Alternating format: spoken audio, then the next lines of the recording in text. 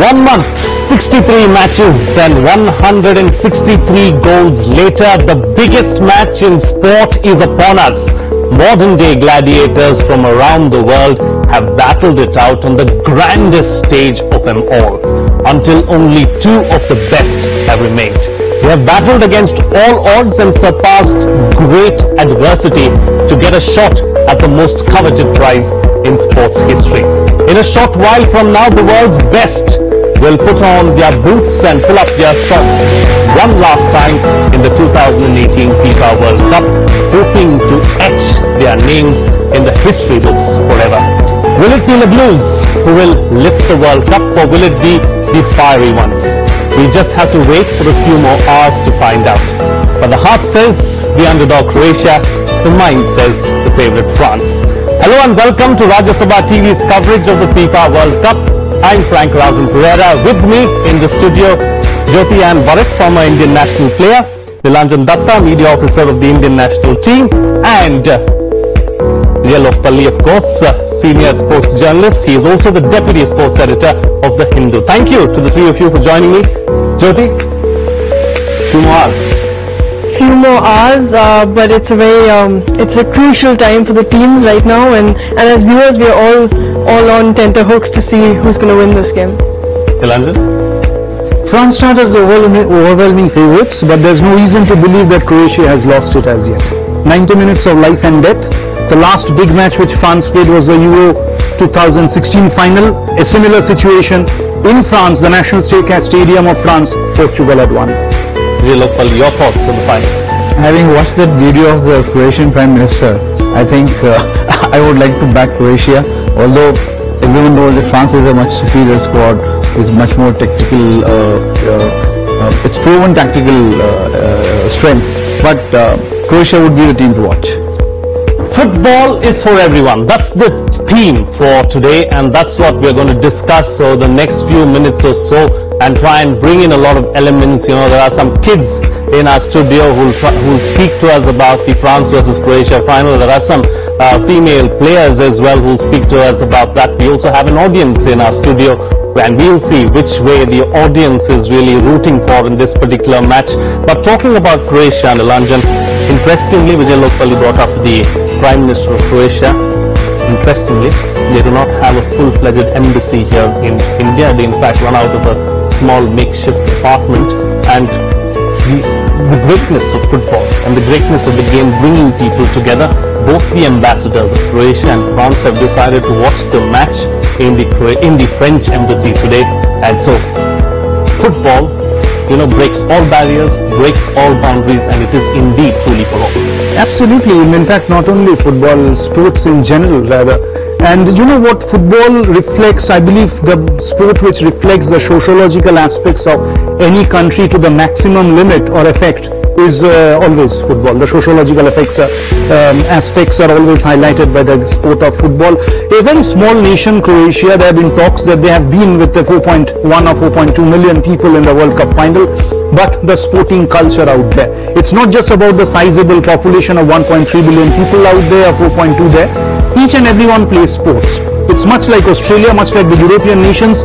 A kid 2-3 years is forced into sports. So that's the sporting culture of the country. A huge day for Croatian football. 1998 they lost it in the semi-final. The first World Cup they ever played, and absolutely. They almost made it all the way through. Nowadays, we wake up to WhatsApp messages. Today we got a message every 20 years there's a new world champion. You never know.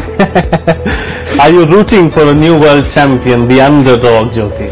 Always the underdog for me. You know, I always like seeing new countries coming up and new players becoming sort of the big names in football. So they will be huge, and I'd love to see, you know, that to see Croatia get new fans today and see a huge surge in football interest in Croatia due to their team. You know, Vijay Lapalli, as far as today's match is concerned, we've spoken enough about Croatia. Let's talk about the French side as well. Any parallels that can be drawn to this French side with the 1998 World Cup winning side? That was a very different team, a very different squad. And here, of course, I mean, if you see most of the, they are immigrants, the majority have excelled. And again, like Nilanjan said, it reflects on the sociological aspect of society. Even in France also, football is seen as a route to carve a good life for yourself. I mean, it takes you, it brings you glamour, it brings you money, fame, and essentially it gives you security of good life. So France has a football tradition. Croatia has been pursuing a dream, but French have lived this dream, so maybe they would like to repeat it tonight. But like we said, Nilanjan said, it will be great for world football to have a new champion. Indeed, it will be great for world football for us to have a new champion. Let's now go across to Tina Jha, who's standing by with a few kids to talk about this match and also football in general. Over to you, Tina.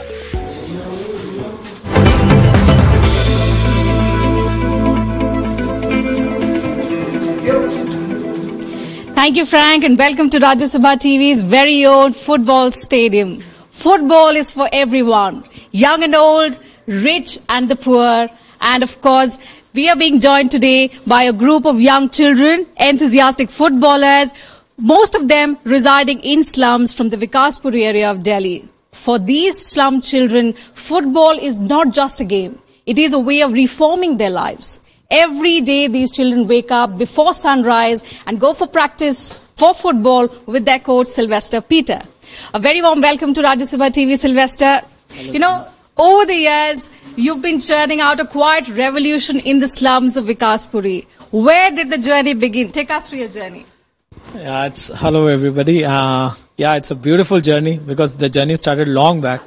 Our academy name is called My Angels Academy, and I started this journey when I was just 13 years old under a pomegranate tree. So now if I calculate the years, it's almost 3 decades now. And who are angels? Angels are 90% they were beggars, today none. 30% were drug addict, today none. They were fundamentalist, thief. And there was a boy who wanted to become a terrorist. Today he will give his life to save somebody's life. That's why they say that, you know, the passion for football is what makes the game the biggest sporting celebration in the world, isn't it? Yeah. Very true, very true. Like, because, you know, how can you teach defeat in life?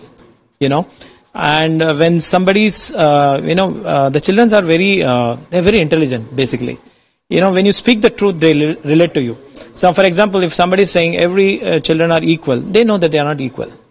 But when you say on the field, everywhere, the most expensive shoe can't, guarantee you a good game.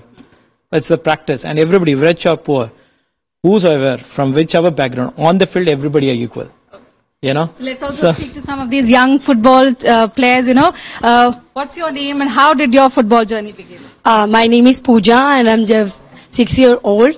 Then I will join My Angels Academy. आप कब से खेल रहे हैं football? जब मैं 6 साल की थी, तब मैंने फुटबॉल को ज्वाइन किया था, और मतलब ये मेरे लिए बहुत ही चेंज लाने वाली मेरी लाइफ का पॉइंट था. लाइक भैया फुटबॉल सिखा रहे थे बच्चों को, तो मैं मोस्टली स्कूल से आती थी. हम लोगों के पेरेंट्स में कुछ सपोर्टिंग नहीं था, तो हम लोग स्कूल से आते थे, सिर्फ बैग को रखते थे और पार्क चले जाते थे. तो एक दिन मेरे साथ ऐसा हुआ कि मैंने भैया को प्रैक्टिस करवाते हुए फुटबॉल के साथ देखा. तो मुझे लगा कि क्योंकि जो बच्चे खेल रहे थे वो स्लम किड्स थे, तो मुझे लगा कि तो मेरे आसपास के ही लोग हैं. तो मैं भैया के पास गई, तो मैंने कहा भैया मैं भी फुटबॉल खेलना चाहती हूँ. तो उन्होंने कहा हाँ क्यों नहीं, वाई नॉट, कल से आप भी आना. फिर कल से क्यों, आप अभी से खेलो. मैंने कहा ठीक है. तो मैंने इस थ्रू मैंने माय एंजल्स अकेडमी को ज्वाइन करा, और इस थ्रू मेरा फुटबॉल जर्नी स्टार्ट हुआ. तो आपकी फैमिली का कैसा सपोर्ट रहा? क्योंकि फुटबॉल एक ऐसा गेम है जिसमें हमारे देश में कम से कम अभी भी लड़कियों के लिए उतनी ज्यादा वेलकमिंग नेचर नहीं है.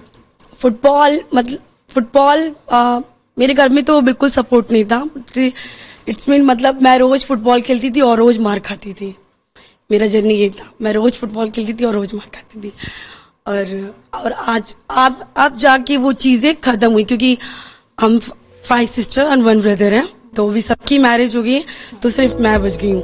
तो भी मैं इतना स्ट्रांग हो चुकी हूँ कि वो लोग मुझ पे मतलब वो मुझ पे हाथ नहीं उठा। तो अब इतने सालों बाद कैसा है आपके पेरेंट्स का रिएक्शन? फैमिली का सपोर्ट फाइनली मिला है आपके और फुटबॉल के लव के? आप पूरा सपोर्ट है, क्योंकि मेरे फैमिली में कोई भी ऐसा नहीं। लाइक मैं आज भरतनाट्यम डांसर हूँ एंड डिजाइन करती हूँ ड्रेस की, खुद का ड्रेस डिजाइन करती हूँ और माई इंजल्स अकेडमी में कोच हूँ। आइए इनसे भी बात करते हैं। आपका क्या नाम है? मुस्कान। और आपने कैसे फुटबॉल के लिए फुटबॉल ज्वाइन किया? फुटबॉल की तरफ कैसे आप आकर्षित? कैसे शुरू किया आपने फुटबॉल खेलना?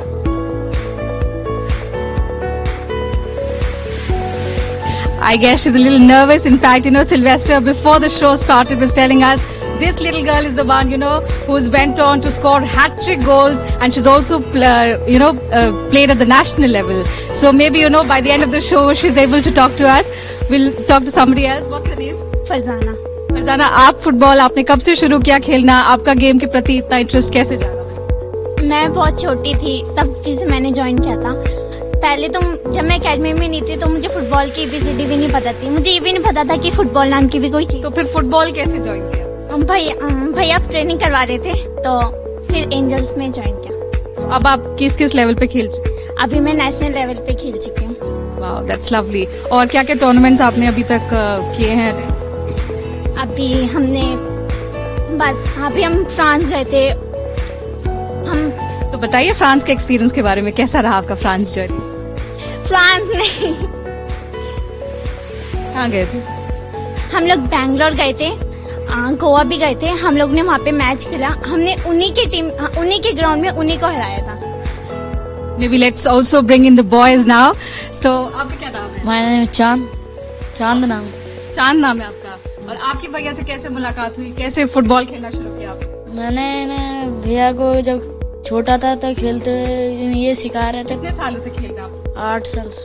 8 सालों से खेल रहे हैं। आपका फेवरेट प्लेयर कौन है? रोनाल्डो। अनफॉर्चुनेटली वो फाइनल आज नहीं खेल रहे हैं। मेरा नाम शकील है एंड मैं एंजल्स ज्वाइन नहीं हुआ था, मुझे जबरदस्ती कराया गया था मेरी मम्मी के थ्रू एंड थोड़ी it's the other way around. Normally जैसे फैमिली का सपोर्ट सुनने को मिल रहा है कि नहीं है? तो मैं कुछ टाइम तक रहा था और मेरे पूरे मतलब कजन ब्रदर सिस्टर्स वगैरह थे। फिर उसके बाद कुछ टाइम बाद वो सारे निकल गए, फिर मैं भी निकल गया। फिर मैं खुद आया और एंजल्स ज्वाइन किया था, क्योंकि मेरे फादर और मेरी फादर का थॉट था कि ये कुछ भी काम हाथ का सीख ले, तो स्टिचिंग का काम के लिए मुझे लगा दिया गया। फाइनली मैं रियलाइज कर रहा था मैं जो भी हूँ, मैं बच्चा हूँ, मैं गेम खेल रहा था, मैं पढ़ाई कर रहा था, ये सारी एक्टिविटीज हो रही थी। अभी मैं बैठे बैठे क्या कर रहा हूँ। तो आपका रूटीन क्या रहता है फुटबॉल के लिए, बताइए? मॉर्निंग मैम 3:30 AM हम लोग उठते हैं। 4 o'clock तक रिपोर्टिंग टाइम होता है ग्राउंड में एंड उसके बाद 4 to 6:30 तक हमारा फुटबॉल होता है, 6:30 to 7 o'clock तक। पर आपके कोच बता रहे थे कि कोई ग्राउंड नहीं है, तो फिर आप प्रैक्टिस कहाँ करते हैं? हम मॉर्निंग 3:30 AM इसलिए उठते हैं हम लोग। कहाँ प्रैक्टिस करते हैं? DD ग्राउंड में। और उस ग्राउंड में जैसे हम लोग जाते हैं पहले हम लोग क्लीन करते हैं, क्योंकि वहाँ पे काफी नाइट में जो बेकार लोग जैसे ड्रिंक हो गया, ये सारी चीजें वहाँ अल्कोहल चलती रहती है। तो पहले हम लोग जाते हैं, कांच के टुकड़े, कभी किल्ली, कुछ पत्थर वगैरह, वो सारा क्लीन करने के बाद फिर हम लोग को गेम खेलने के लिए पूरा क्लीन होता है ग्राउंड। उसके बाद Hi, my name is Emmanuel and I am his nephew come volunteer for my Angels Academy. Okay, so are you also part of the football team? Yeah, I am a part of football team as a coach, not as a player right Okay. So when did your journey begin? Have you been with Sylvester since the beginning? yeah, very beginning I was with Mama only, but as I have done my engineering and also I was working with the engineering firm and all. But like whenever I get time, I come to Angels Academy, spend my time, I get my energy from my Angels Academy, guide them through studies, through sports, because I was also playing football. So this is the best place where I can learn something. So I'm always with them. Whenever I get time, I'm being with them. Wonderful. आपका नाम क्या है? मेरा नाम आनंद है। और आप भी फुटबॉल टीम का पार्ट है? हाँ, मैं भी फुटबॉल। कितने सालों से खेल रहे हो? मैं करीब 9-8 साल से खेल रहा हूँ। आपकी फैमिली सपोर्ट करती है आपके फुटबॉल खेलने के लिए? हाँ, सपोर्ट करते हैं। मेरी मम्मी भी सपोर्ट करते हैं और भाई भी सपोर्ट करते हैं। शुरू से करते हैं? हाँ। और बताइए फुटबॉल के लिए इंटरेस्ट कैसे जागा आपको? मैं इंडिया में ज्यादातर बच्चे क्रिकेटर्स बनना चाहते हैं, फुटबॉलर्स नहीं। मैं 2007 में जब बिहार में बाढ़ आई थी तो मैं वहाँ से आया था यहाँ।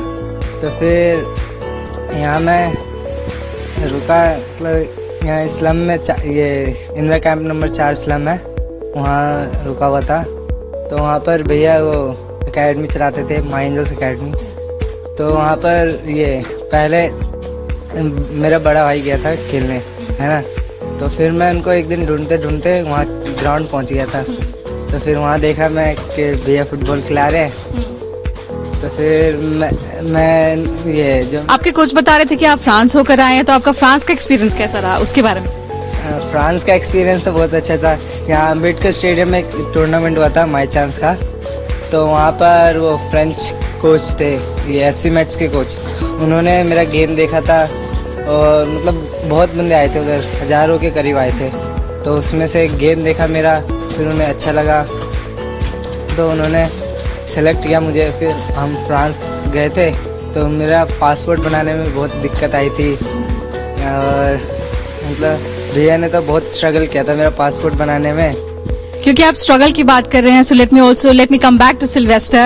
You know, he's paid a very heavy price both in terms of family and in terms of professional life. So let's discuss how it's been the journey for Sylvester, but his love for football has kept it going. So Sylvester, tell us, what are the sacrifices that you had to make because of football? You see, the sacrifice word is something I won't use it because every time, at the time of my divorce also I was smiling. So that's the passion for football. So that is, when you are doing something, okay, the challenges come, but I never, I don't know what, it's kept on going. I just moved. So there's a problem comes, then I'll sit and think, analyze how to overcome the hurdle. That's it. From now, another name of Sylvester was crazy. Even psychiatrist card visited my home.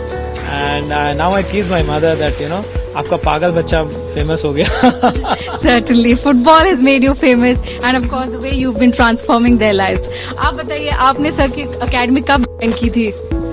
My name is Tanzeer.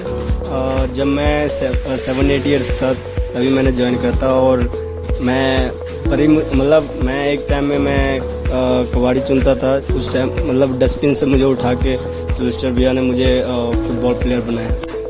मुझे football के बारे में कुछ भी पता नहीं था, but आज मैं एक A डिवीजन सीनियर क्लब में मैं रॉयल रेंजर्स फुटबॉल क्लब में मैं खेल रहा हूँ और एंजल्स में कोच हूँ.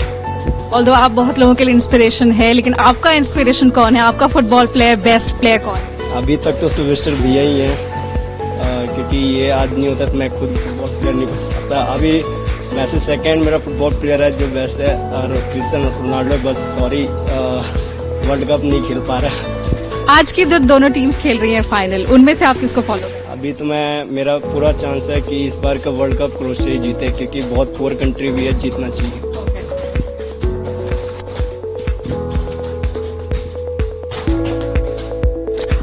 All right. So from our football stadium, let's go back to Russia and see what Croatia and France have in store for us tonight.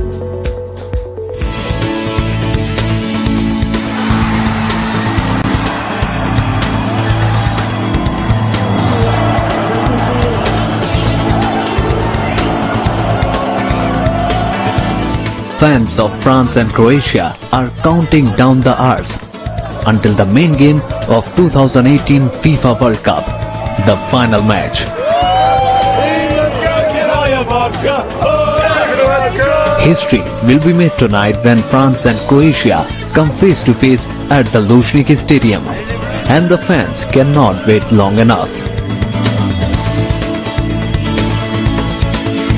All the small countries around the world, and there are lots of small countries around the world like us, they want us to win, they support us, and that will be, I think, big justice. Once in a life, that small guy beat a bigger guy, and that's the reason we're going to win, because we feel all these senses and power. Je pense que ce sera un très gros match, un grand match qu'on attend tous depuis très longtemps, depuis maintenant 20 ans.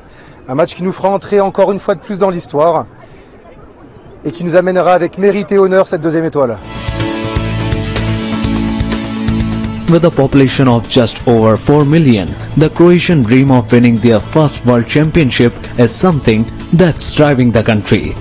France, on the other hand, is looking for World Cup glory for the second time, the first in 20 years. The game will kick off at 8:30 p.m.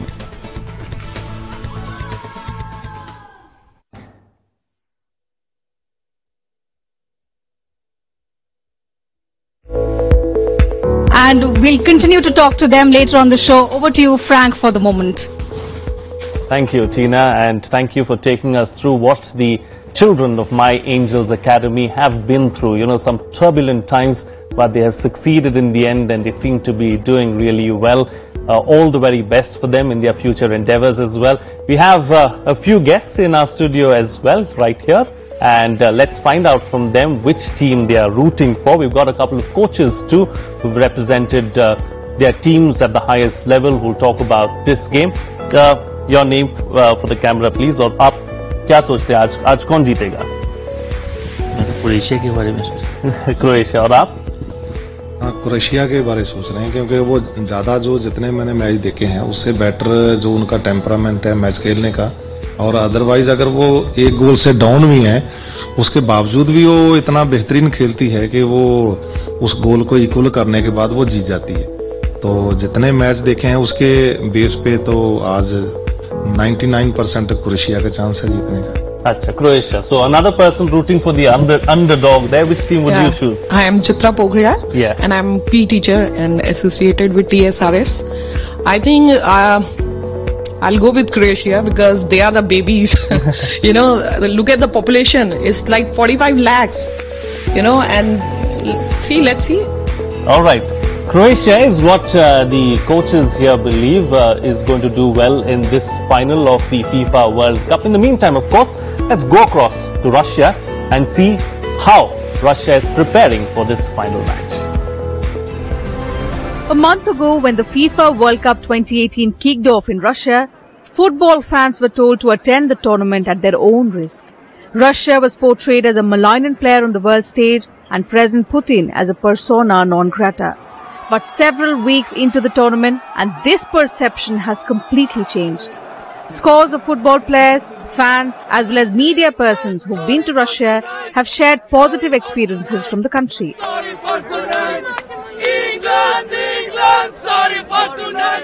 Former Germany captain Lothar Matthäus says this World Cup has been one of the best in the past 40 years. Russian President Vladimir Putin believes the tournament has helped break down many stereotypes about his country. Мы не прощаемся с вами. В России всегда рады видеть и старых, и новых друзей, а их теперь у нас больше. Спасибо вам всем и до новых встреч. Благодарю вас за внимание. FIFA President Infantino has also described this edition as the best World Cup ever. He said, through football, the world has discovered a country that they did not know. This is the face of Russia. This is the face of the Russia that we love. And thank you, most importantly as well, President Putin, spasiba большое, for your commitment, for your dedication, for your passion. Without you, all this would not have been possible. I'm sure about that. So thank you and congratulations. We did a good job together as well. The second thing that has changed, and this is also very important, is the perception that the world has about Russia. The tournament also saw the rule book of football tradition ripped up, with several favourites, Brazil, Germany, Spain and Argentina being knocked out early, making it for compelling viewing. Besides, what's been commendable is that the month-long tournament has been held without any security incidents or violence due to fan rivalry.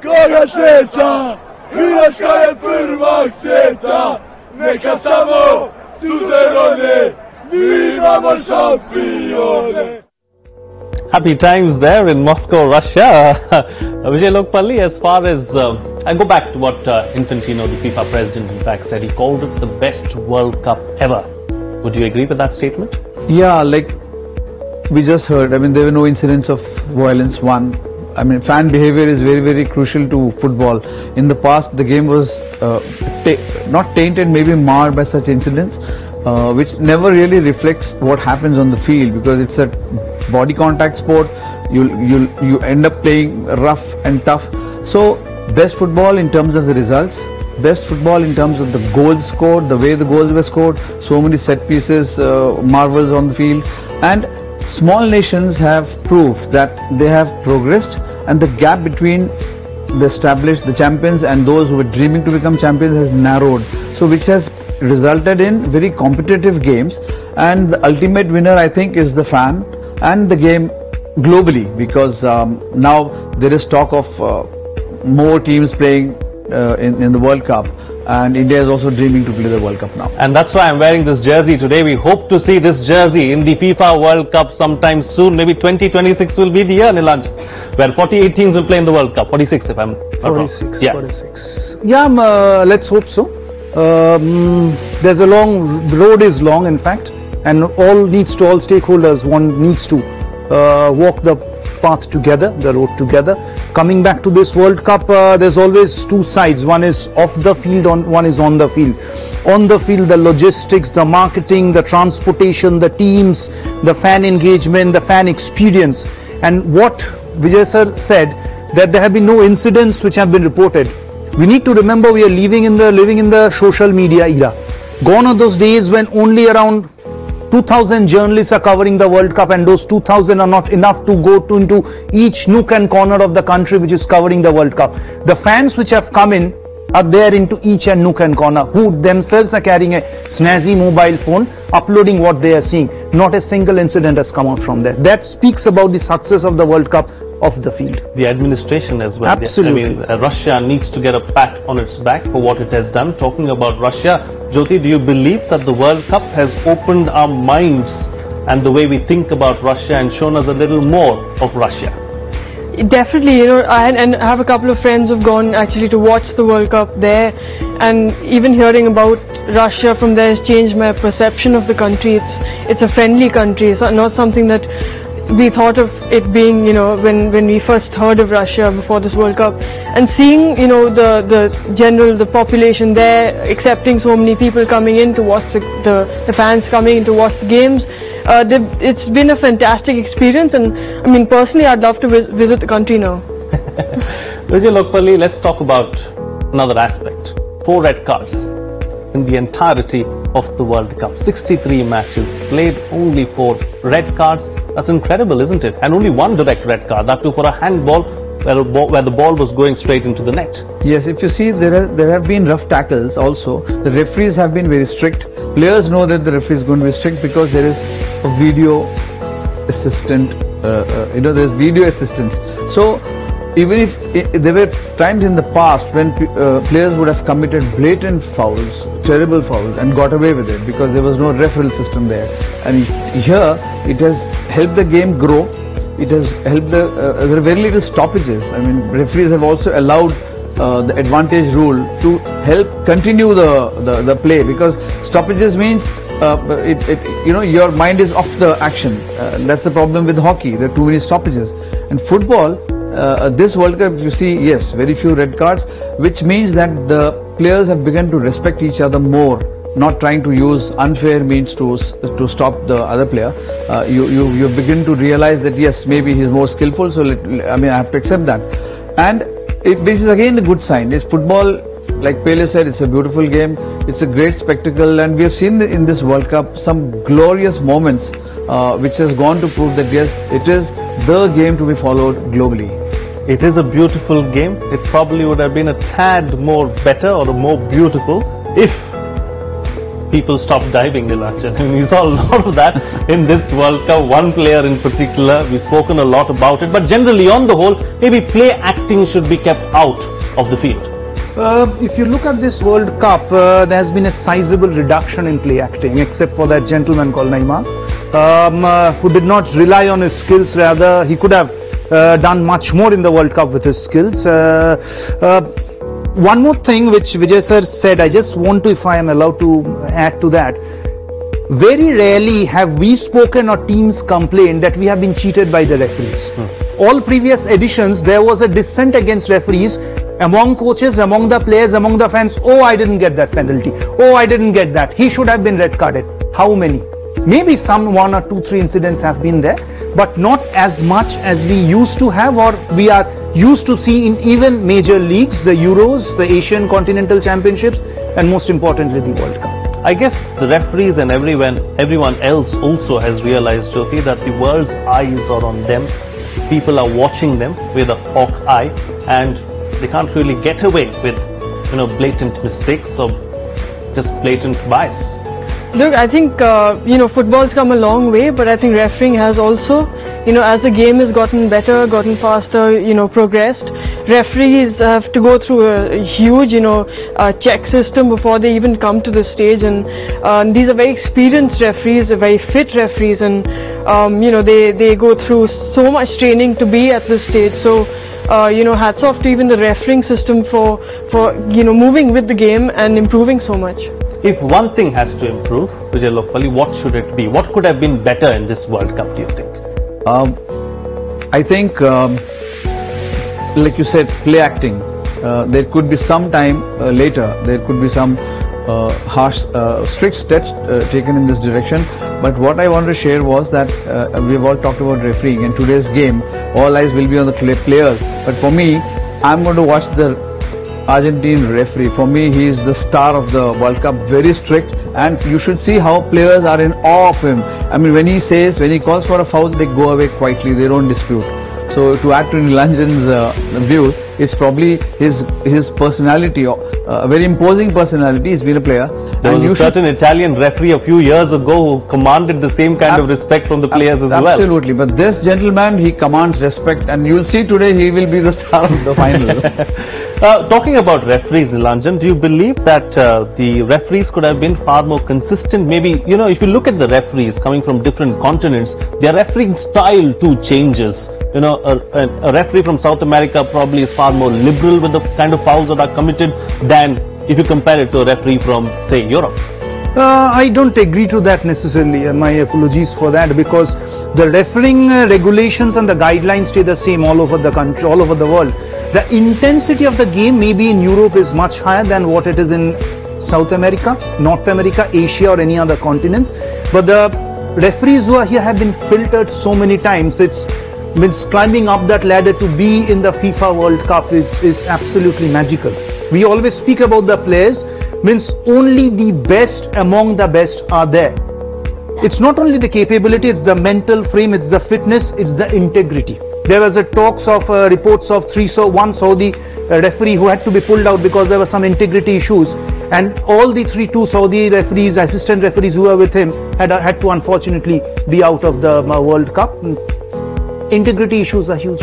A lot of pressure on the referee too at the end of the day. Without any doubt. One mistake can cost a team all the sweat, all the preparation, the World Cup. And mind you, we all would be watching, not to watch the referee, you'd be watching to watch the 11v11. So that's the danger which a referee always needs to keep in mind. He's not the star, but the star behind all the stars. And before I slip into a break right now, Jyoti, a quick comment on VAR. I'm pro VAR. I think it's helped this tournament. I think it's helped get a slightly more fair result. Sometimes, teams feel undone by like a penalty that they thought they deserved. So that's been done away with. I think that's why we've seen a lot more penalties. So as a player, I'm pro VAR, but I think it needs it needs to be tweaked a bit in terms of, maybe not the main referee calling for it, and maybe, just hearing about it from his earpiece. It can be smoother. I feel the process can be smoother instead of stopping the game, him going to see the screen and calling for referral. They can tweak that system to make it slightly smoother. All right, we'll talk about other things, but first we'll slip into a short break, and on the other side we'll talk to some young girls who represented India in this sport. Stay tuned, we'll be right back.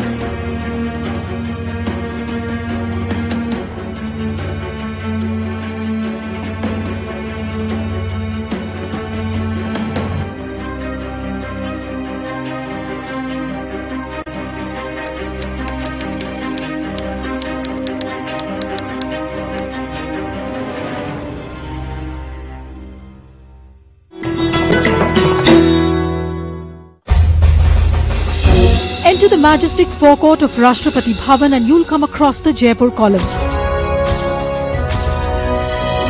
A gift to the Viceroy from Savai Madho Singh, the Maharaja of Jaipur, to commemorate the creation of the new capital. The 145-meter high column is crowned with 6 pointed crystal stars on a bronze lotus, and inside the stone shaft runs a steel tube which weighs a little more than 5 tons.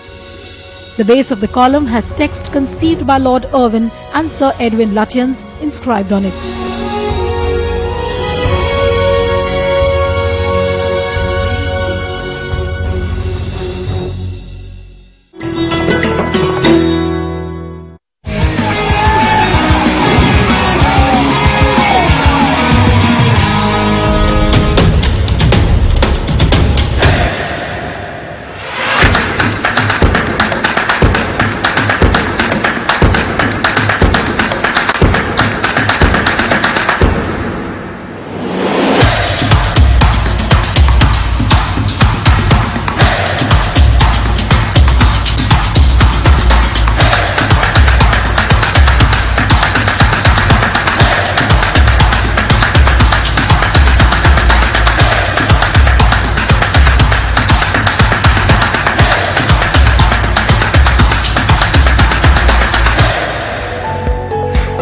Welcome back. You're watching Rajya Sabha TV's coverage of the FIFA World Cup. I'm Frank Razan Pereira. Before I go across to the Indian Neves, let's go across to our 3 footballing centres and see what they have in store for us. Rajat Kane joins us from Goa, Panchanan Mishra from Kochi and Sandeep Yash from Kolkata. First, of course, let me go across to Panchanan, who's standing by in Kochi, and get us a feel of what's happening there. Over to you, Panchanan.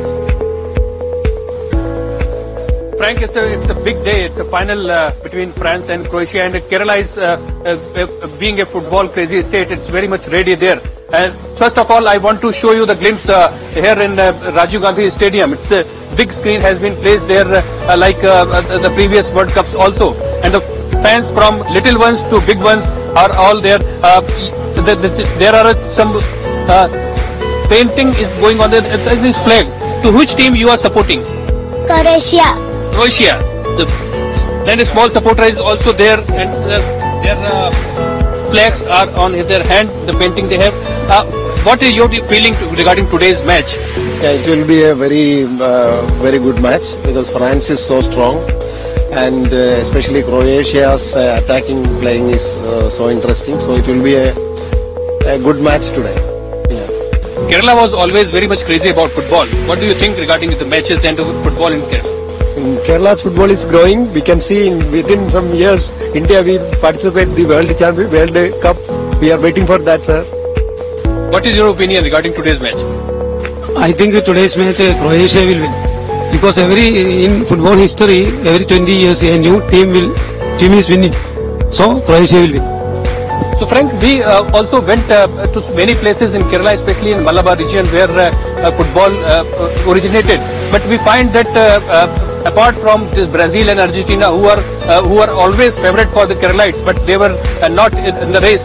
So the Croatia is the team which is getting a big support from Kerala. So I think the match will be very interesting, and we all are gathered here to watch the match, and all preparations are in a full gear. Okay. Over to you, Frank. Okay, Kochi is supporting Croatia, Delhi is supporting Croatia. Let's go across to Kolkata and see which team Kolkata is supporting. Over to you, Sandeep Yash.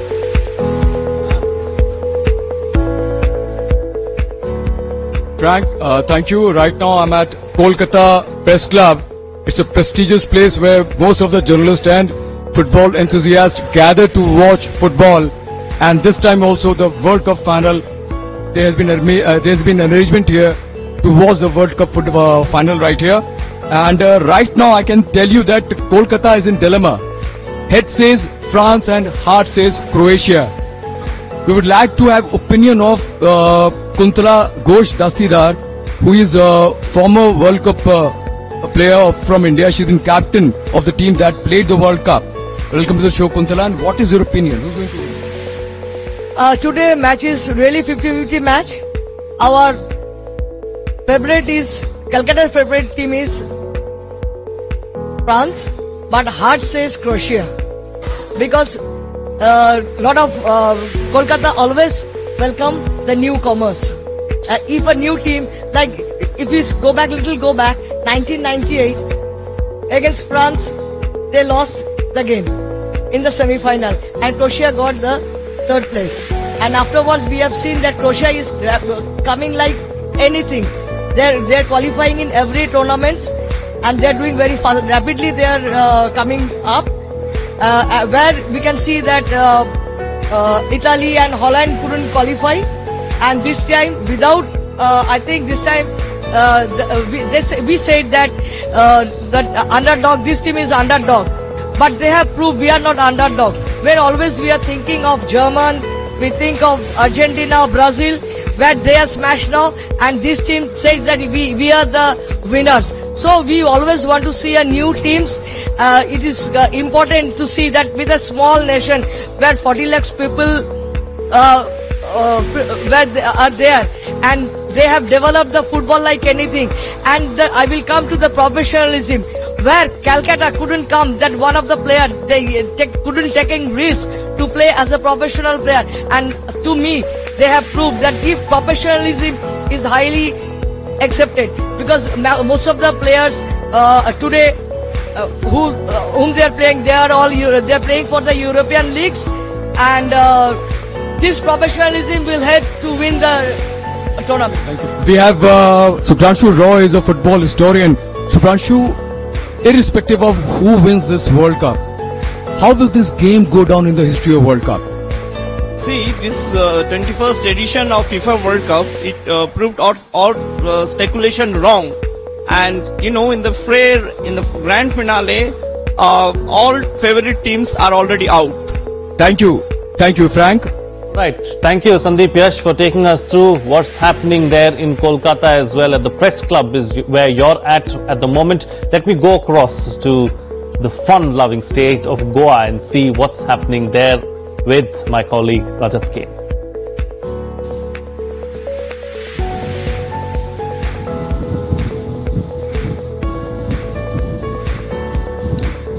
Well, thanks Frank. I'm at the picturesque and serene setting of Bay 15 at Goa and Donapaula. While settings can be serene, but there is enthusiasm all over Goa. This particular place has done up itself in all possible football props. Like I'm at the outside shack here. But before we go to the football, which is certainly flavor of the day, let me go to the food, which is certainly spice of the hour. I have with me the chef here, Kapil. Kapil, what is special for tonight, the big day? Okay, it's a big day, yes. A lot of special we have. We are into Goan food plus some of the inspired dishes. If we could see the Goan filet burger, then the local kingfish which we have Goan preparation, then some chicken shakoti, then we have vegetable kaldeen, the classic curry, the local Goan red rice. Besides that, we also have some lovely desserts. Yeah, I want to ask about that. I mean, there you can see these are football wrapped desserts, right? It's those are chocolates, but again, some of them they have rum, some of them they have the local feni, so you can get surprises. Right, Frank, so football is the flavor in Goa, so as we say, even desserts have the flavors of Goa. Just once again, Kapil, who is the favorite team for today's game? Who do you think is today's? My personal favorite is Croatia. Right. Yes. Sorry? Yeah, sorry. Croatia is the favorite. Yes, Croatia is the favorite. Why do you think that Croatia has better chance? To be honest, they are underdogs, but they have performed well in each and every game so far. So that's the reason it's my favorite for today. And I think Croatia Right, so there we have Frank. So one more Croatian fan for tonight's game from Goa. Frank. All right, thank you Rajat for taking us through what's happening there in Goa. What I wouldn't do to switch places with you and be there in Goa right now with the beach in my background. Of course, talking about the background, I'm going to change it a little bit now. I'm going to walk across to where our studio guests are sitting and talk to them, of course, about what the young girls have done in their lives and how football has helped them and what they think about this match. If I could get a mic here, it would be good. But in the meantime, till we get that mic here, I'm going to talk about the match between France and Croatia. France and Croatia, your name and who do you think is going to win? I'm Smriti, and I'm supporting Croatia today. Yes, why? I think everyone's been calling them the underdogs and it's supposed to be the edgy choice apparently, but I believe quality-wise they're on par with France right now. And yeah. A smart answer from a young girl, and let's talk to another young girl here and find out who she thinks should win this match. Who do you think should win the match today? I'm Ketki. I think France will win for the simple reason that they're technically very sound, and I don't think they'll be as overconfident as they were during their match against Portugal in 2016.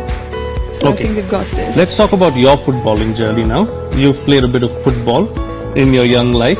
Yeah. Take us through your football journey. I started playing when I was about 12 years old.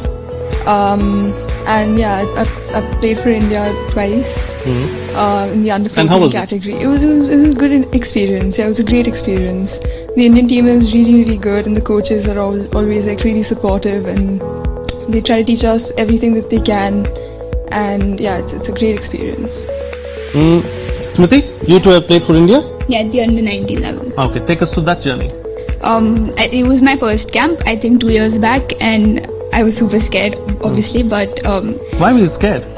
It's scary. I mean, new atmosphere, new people, and competitive and everything, but the level really surprised me because everyone's really good and the coaches are knowledgeable and experienced, so yeah. And what did you bring back from the camp?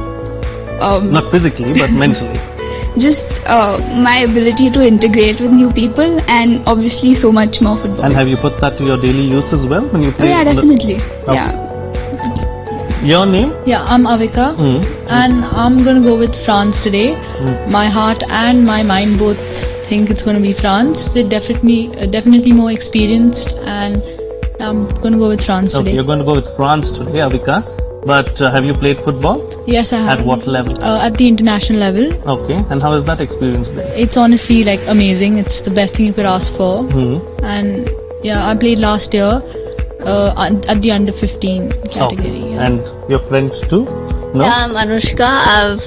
I'm also going to go with France because obviously they have an amazing squad, and I've always supported France because I have some of my family is also there, so it's all the way France for me. Okay, the future of Indian women's football believes that France is going to win the match today against Croatia, and we'll find out from our audience as well, the young boys here, now that we've spoken to the women, as to who they believe is going to win the match today. France or Croatia? I think France had that there. Nilanjan, France or Croatia?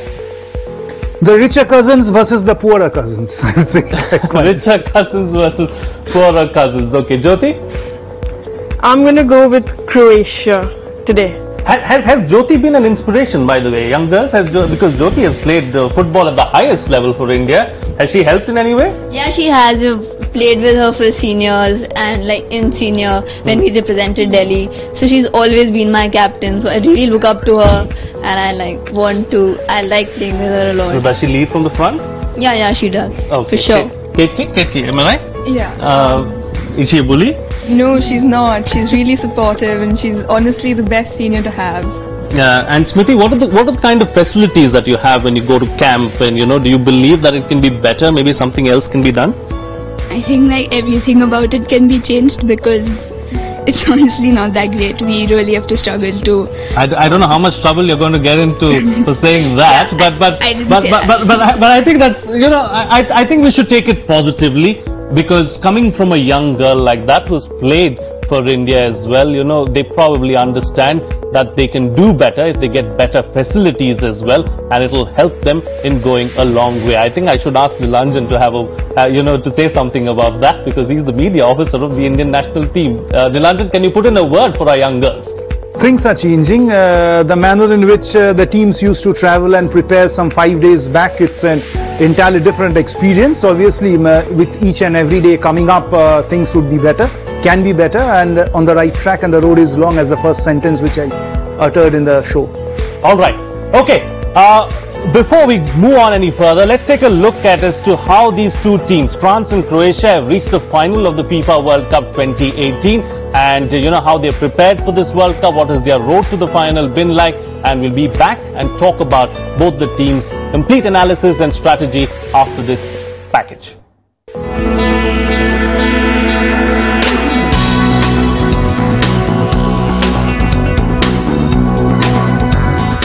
Croatia has worked hard to be at the final of the FIFA World Cup. You can even say that they have worked the hardest. No, we are not talking about the thirst for World Cup glory. We are talking about the sheer physical strain on the Croatian team. Just take a look at their matches in this edition of the World Cup and you will agree with us. They have come from behind to win all their knockout games. They have gone to extra time thrice and to penalty shootouts twice. Before they came face to face with England in the semi-final, there were doubts over how they would get through the entire match, whether they had the stamina, but somehow they did and pulled through, that too in style. Jedna velika stvar koja mene veseli da će svi naši igrači reći ako nisu spremni 100%. Stvorili smo takvu grupu igrača, takav odnos da oni ako ne budu 100% spremni će sami reći da neće igrati. Znaju koliko je ulog to finale, znaju koliko je lijepo igrati u finalu, ali ako oni ne budu sami od sebe mogli dati sve, oni će to pošteno reći nama. I samo guraš naprijed, bez obzira ima na tom putu koji je dug, ima uspona i padova, ali bez obzira šta god da se desi, trebaš vjerovati dalje u sebe i to je to. I boriti se za svoje snove i za svoje uspjehe. I to je ono što je mene uvijek vodilo i što mi, tako da eto, to je to. Former champions France have been a fine example of how to spread the workload. The squad has no dearth of established names in its ranks and has up-and-coming stars too. The team has played defensive in this World Cup, especially after they have taken the lead. And even though it does not always please everyone, they don't seem to care. Ce qui s'est passé il y a 2 ans doit nous servir par rapport à ce qui nous attend demain. Et ces 9 joueurs-là savent, forcément, il y a des choses à faire différemment, mais c'est que quand on a vécu une situation qu'on peut dire, on appréhende certainement mieux ou différemment l'approche d'un tel match, parce qu'une finale, c'est toujours un événement à part. Pour être honnête avec vous, on est dans notre bulle. Bien évidemment, on est au courant de ce qui se passe en France et encore plus avec les images que l'on a pu voir après le match face à la Belgique. Mais loin de là l'idée de notre côté de s'y croire déjà. Demain, il y a un adversaire de très grande qualité qui a autant de mérite que nous de se retrouver en finale et qui a démontré... Cette équipe a démontré qu'elle avait des valeurs et des ressources physiques et mentales.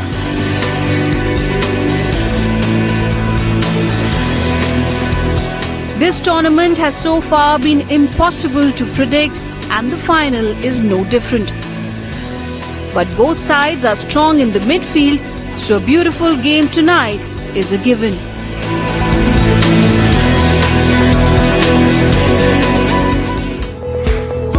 Well, let's now go across to Tina, who's standing by in our stats zone to get us the head-to-head numbers of both the teams. Over to you, Tina.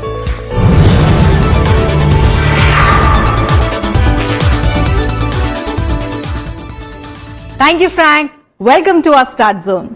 So France and Croatia will meet tonight at the Luzhniki Stadium in what will be only their 6th meeting ever.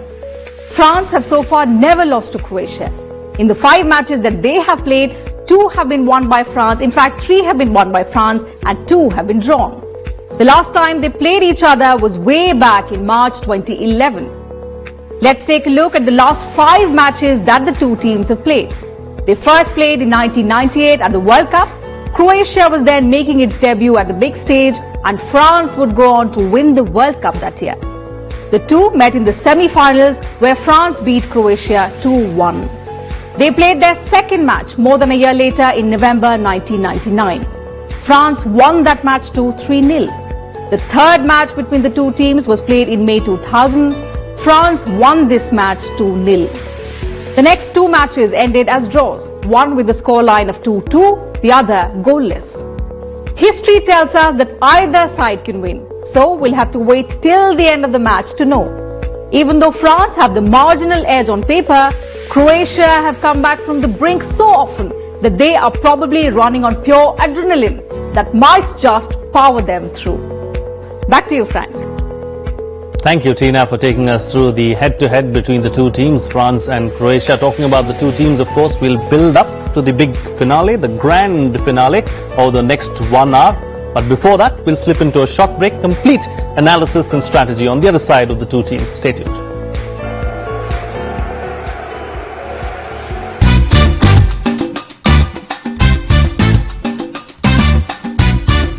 With the corner, kicking up TT! There's the breakthrough!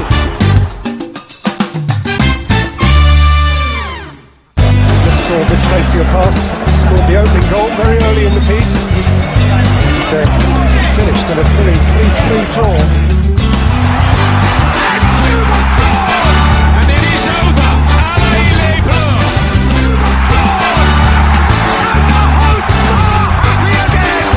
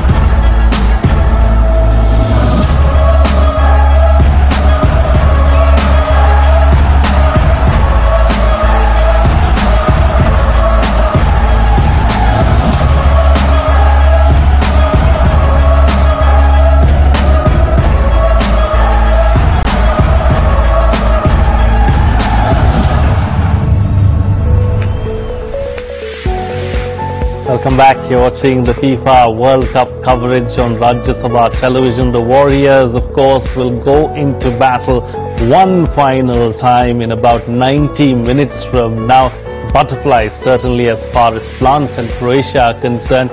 Let's now focus on France for the next 15 minutes, and then we'll focus for Croatia for the next 15 minutes. Making its third appearance in the World Cup final, France will be hoping to win the coveted title for the second time after a long wait of 20 years.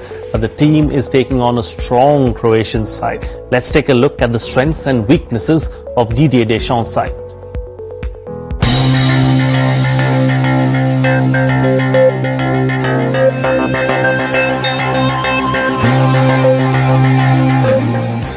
After making it to the World Cup finals for the first time since 2006 and a long wait of 20 years, France will be hoping to lift the coveted title for the second time.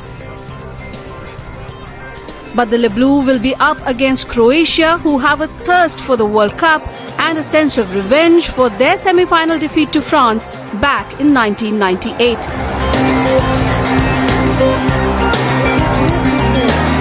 This is the third ever World Cup final for France. They got here after getting the better of Belgium in the semi-finals, beating them 1-0.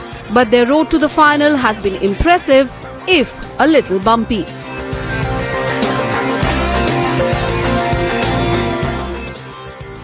France started their World Cup campaign with a 2-1 victory over Australia before beating Peru 1-0 in their second group game.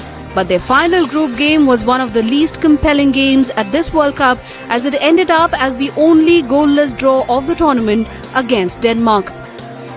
In the round of 16, the Le Bleu defeated Argentina 4-3, eliminating them from the competition. In the quarterfinals, they were put to the test against Uruguay, but produced a much more composed and solid display, sending the South Americans home with a 2-0 victory. Their next game was the semi-final bout against Belgium, when Samuel Umtiti's second half goal proved to be enough to see off Belgium's golden generation.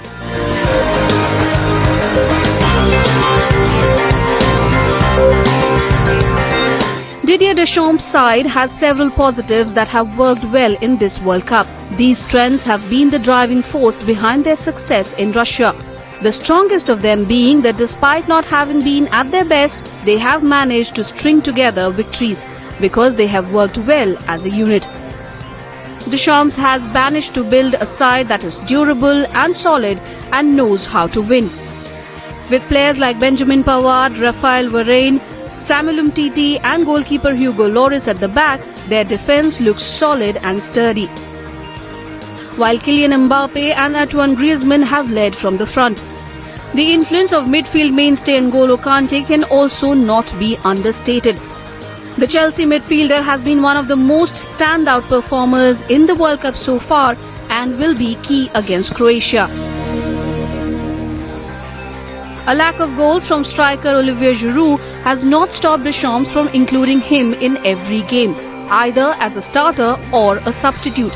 The French coach admits Giroud is integral to the team's tactics. Giroud's aerial presence is a threat to the opposition, but a point of worry could be his shots being off target. His 13 shots at goal have been the most off-target shots a player has had at a World Cup since 1966. But his goal drought in Russia also disguises the fact that he's actually equal fourth on the list of all-time scorers for France, tied with none other than Zinedine Zidane on 31 goals. All right, now we're going to take a look at the possible starting lineup as far as France is concerned, the formation as well that they are most likely to play in this match, and whether or not there will be any changes to the side that reach the finals of the FIFA World Cup 2018 and beat Belgium, of course, in the semi-final. Let's take a look now at France's starting lineup on our screens, if we can have it at the moment. France on our screens right now. Lloris in goal, Pavard, Varane, Umtiti and Hernandez will make up the back four. Kante and Pogba will be the defending midfielders, of course. Griezmann, Mbappe and Matuidi will make up the attacking midfielders. Olivier Giroud, the lone striker as far as this team is concerned. Nilanjan, let's talk about the team now. This will probably be the team that Didier Deschamps will go onto the pitch with. No changes from the previous matches. There's no logic of changing the team. A winning combination, that too for a World Cup final, unless there are any niggles or someone's unfortunately suspended for any yellow cards or red cards, should be going with the winning combination always. Vijay Lokpalli, as far as Giroud is concerned, he's been criticized over the last few matches because he's not delivered. But do you expect Didier Deschamps to make that change and bring in someone else in place of Giroud? No, I think like Nilanjan said, why would you like to disturb a winning combination? That's the policy most coaches follow, managers follow. And Giroud, maybe, you never know, he's kept his best for the biggest platform, the biggest stage, and today he may excel and try and surprise everyone, even his coach. So this probably is an ideal lineup to begin with. An ideal lineup to begin with is what both the men are calling it, Jyoti. Let's talk a little bit about the lineup itself. You know, you have Griezmann, Matuidi and Mbappe, the attacking options apart from Giroud as far as France is concerned. Do you expect them to do something different from what they have been doing? Maybe Mbappe playing just behind Giroud, maybe Griezmann playing a floater's role, moving to the left and moving to the right? I think what France, as we've seen in this tournament, what France likes to do is they like playing a direct game. They like playing on the counters, quick, direct game. So what happens is that Giroud plays up front anyway, but Mbappe sort of goes up with him and stays up quite often. And then what happens is that leaves Kante and Pogba and Griezmann to sort of drop and handle the midfield together because Mbappe is used to staying up. So what happens is that anyway Giroud gets his support through Mbappe because he is someone who's running, you know, box to box anyway and likes staying up. So I mean, this is the strategy of Giroud does have support up front. So I wouldn't call him the lone striker. The end of the day when he's up front there, he always has someone with him. Let's talk about the two defensive midfielders, Nilanjan, Kante and Pogba. Will they have to work overtime today? You are blessed to have someone like N'Golo Kante in your team. Any coach would vouch to have someone like his team. And the 50% of success of French team goes to this guy.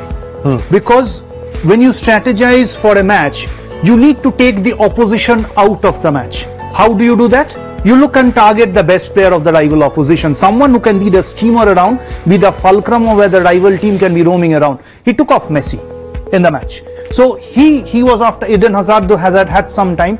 He is the one who would be trying to get rid of Luka Modric and take him out entirely out of the match. Very small guy, and this is for everyone. The other day we were discussing, a gentleman in the prior to the studio said, oh, looking at Jyoti, oh, you are not that big enough, how do you play football? Great footballers, the greater ones, the greatest, are not huge. The greatest, the huge ones are like Oliver Giroud, the target man who may not be that much skillful, but players who rule roost or define a footballing match to its winning momentum are the shorter ones.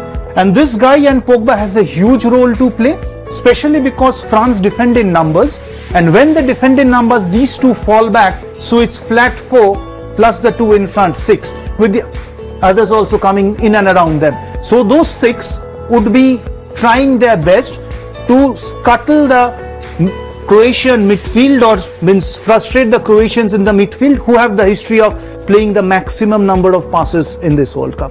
This is probably what's going to happen. Pogba is going to come here, and Kante too is probably going to drop just next to Pogba there in the lineup, and then they're going to stifle Modric and the others, not give them any place to move around, is what you're suggesting. You know, Vijay Lokpalli, a word on Pogba. You know, big name, plays for a big club. Has he underperformed a little bit, or do you believe that he's played true to his character in this World Cup? I think to add to what Nilanjan said, Kante, yes, he is everywhere, but Pogba, I think, is the key. You'll have to, if you go back to the last match, he is bolstering the defense. You'll find him defending the corners, then you have to take a corner, he's there to take the corner, and then he's running back to support the midfield and the defense. So he's everywhere. He's a tireless individual, amazing athlete with his long strides. And Kante, yes, I mean, again, a tireless and very innovative. He's trying to create space where there is none. And the speed which Mbappe produces and electric runs, it can unsettle the opposition, especially Croatia, which may come with a lot of pressure of playing the first final. And these are all experienced guys. And we're forgetting Griezmann. I mean, he is a very versatile footballer if you look at his game. I think, to me, Pogba is the key for today's game. Pogba is the key for today's game is what Vijay Lokpalli is suggesting. You know, Jyoti, before I ask you who's key as far as this game is concerned for the French side, let's look at the back four, because we haven't concentrated on them much. Hernandez, Umtiti, Varane and Pavard. The two pillars at the back, Varane and Umtiti, the Real Madrid and Barcelona combination working for France thus far in the tournament. We'd expect them to have a good game today as well. Yes, working a lot better than the Spanish combination of the Barcelona and Real Madrid defenders. These two have been really solid at the back, and I've noticed on set pieces, Giroud comes back as well and uses his height to get the headers away. But looking at the wing backs, I think Pavard moves up a lot more than Hernandez does. So he does a lot of overlapping down the right wing. We've seen him get up sometimes even into the penalty box of the opposition very often. So I can see a lot of moves coming down the right flank. Firstly from Mbappe, and secondly with Pavard, overlapping on the right. Not as many coming from the left side. Would you say that the left side is the weak link as far as this French side is concerned? Hernandez, probably the weakest of the lot, and that could be exploited by Rebic and Rosalco, who've done extremely well against Stones in the previous match. I wouldn't call them the weak link, because I think they are the slightly more defensive-minded players as opposed to their right side, and that might actually be harder for the Croatians to get in from that side, because these two are going to be sort of slightly more in their half.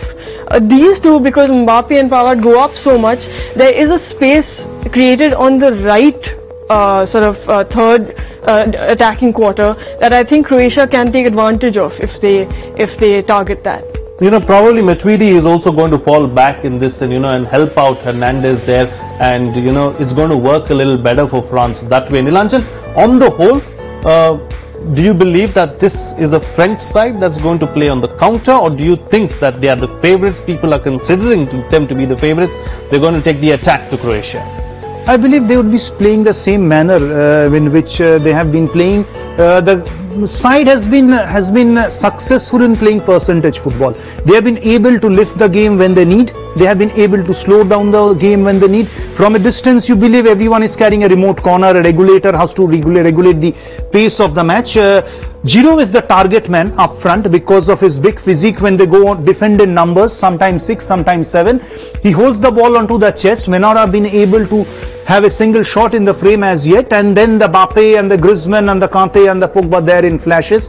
I believe if Croatia as and when France goes on to those lightning counter attacks, can frustrate them, hold them, the transition from the Croatian side, the transition from defense to attack, if they're able to counter-attack those counter-attacks of the French side, there would be gaps in this French defense. Otherwise, it's very hard to break them down when they defend.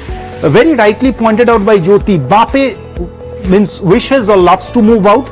So is Pavard, and let's not forget, Perisic had a lovely match, the last match on the left flank. I believe that's the space where they would be likely to, attack more, Croatia.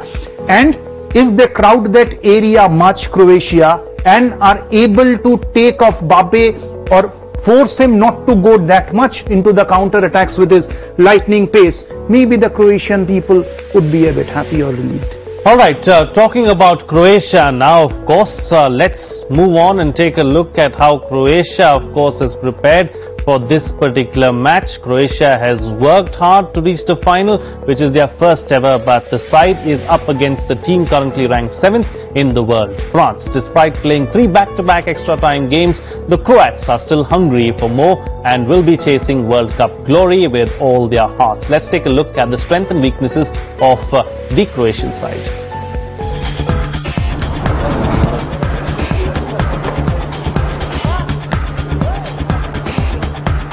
Croatia are first-time finalists at the World Cup, and they are more than familiar with their opponents.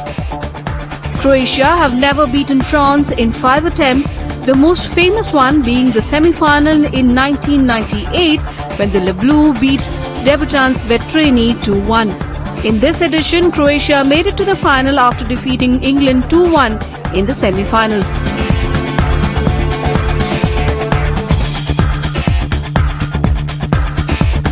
The Croats, whose best performance in a World Cup was a semi-final appearance back in 1998, entered the tournament as dark horses and have proved that their team is no less than a champion.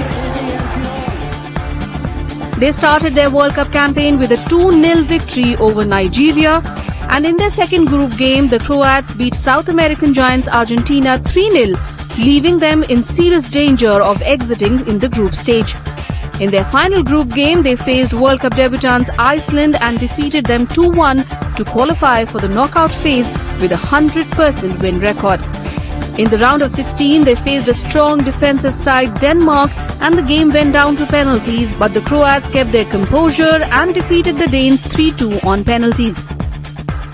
In the quarterfinals, the Croats were up against hosts Russia, and after another nail-biting match, the Croatian side managed to eliminate the hosts 4-3 on penalties after the game ended on 2-2.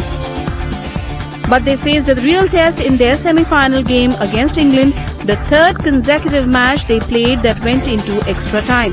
This time, however, they sealed victory in extra time, creating history by reaching the World Cup final for the first time. The biggest strength of this Croatian team has been their mental toughness and the character that they have shown so far in the tournament. They have found themselves in difficult situations that have put them under immense pressure. But every time they have managed to find a way through. Captain Luka Modric has led the team from the front and has emerged as one of the most impactful players in the ongoing World Cup. He, along with Ivan Rakitic, has been key for Croatia to come this far in the tournament, while Ivan Perisic and Mario Mandzukic have been putting the ball into the net whenever needed. But one can also not neglect the contributions of the Croatian goalkeeper Daniel Subasic. There are several weaknesses too that the side needs to overcome. Despite Dejan Lovren's recent claims of being the best in the world, he remains susceptible to pace, and there will be plenty of that on offer when France takes the field.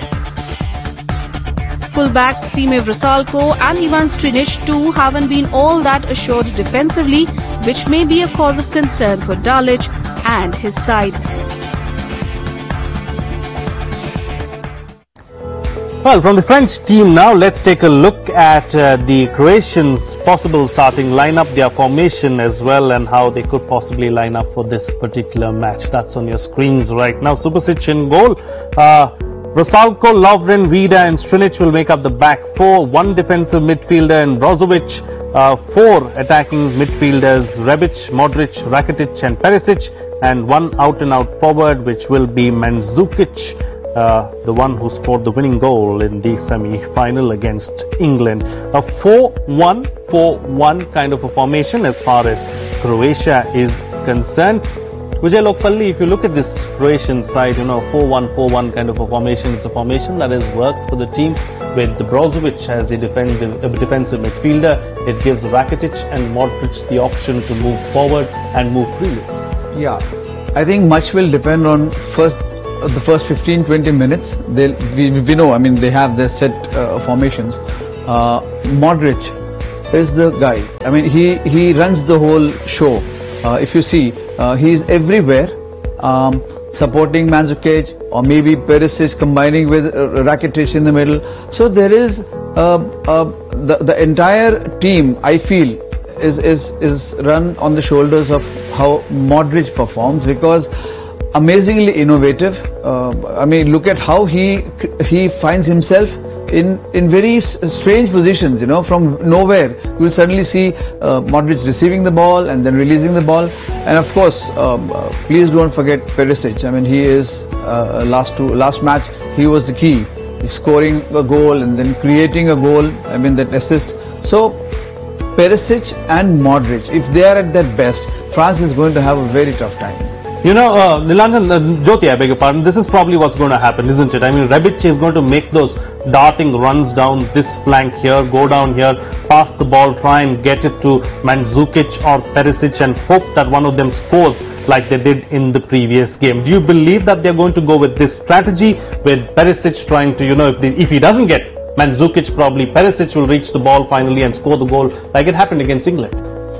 I think that happened against England because England focused so much of their attention on stopping Rakitic and Modric that Rebic and Perisic had a lot of time to move down the wings, and that was a mistake I feel England made in that game. I don't know how the French are going to approach today's game, whether they're going to try and cut down the midfield movement or they're going to cut down the wings. But because we do know that Vrsaljko also likes to get down a lot down that wing. It's going to be very interesting to see because their right wing is going to go up against French a left wing which is slightly more defensive. So I feel Perisic has a huge role to play today because he's the one who's going to have space, I feel, and he's going to have Rakitic helping him this side. Strinic, we know, doesn't like making a lot of overlapping runs, so he's got support behind him. Yeah, interesting. Modric, I feel, will be heavily marked today. But Modric, Nilanjan, do you believe he's going to play a more defensive-minded role, or is that going to be left up to only Brozovic, and probably Rakitic and Modric are going to play just behind Mandzukic and hope that they can create some kind of an opening, because Modric at the end of the day has got a wicked right foot. Absolutely, but if you go with a defensive Luka Modric mindset, you won't be able to beat France. You have to take the game to them to beat France. And you know what they need to do is to stretch it to the flanks, because France defend in numbers. 4 and 3, 7 people are invariably there when they defend. And in that jungle of legs, it's very hard to get a 1-2 in between. That's one. So maybe that would be crossed. If you are able to stretch it to the flanks, the gaps may widen. Most importantly, what Croatia has not been able to do so far as yet, you need to increase men up front into the box. Maybe floated behind the defense line with someone to sneak in. But even in the match against England, when they were down by a goal, I remember 2 corners, which exact times I don't remember. It was 4v7 for Croatia, only 4 versus 7 England defenders in the English box, and another was again the 5v7. So unless you increase men up front, it would be a very, very hard task. Having said that, they would be having back of their mind that this French team loves to counter-attack and at the pace of Mbappe. Sure. So would they be risking increasing men up front? Needs to be seen. You know, the technologically challenged anchor has a tab in his hand and he's trying really hard to try and get this thing to work. It's very difficult to get it work, but still I've tried my best and brought the formation up to this.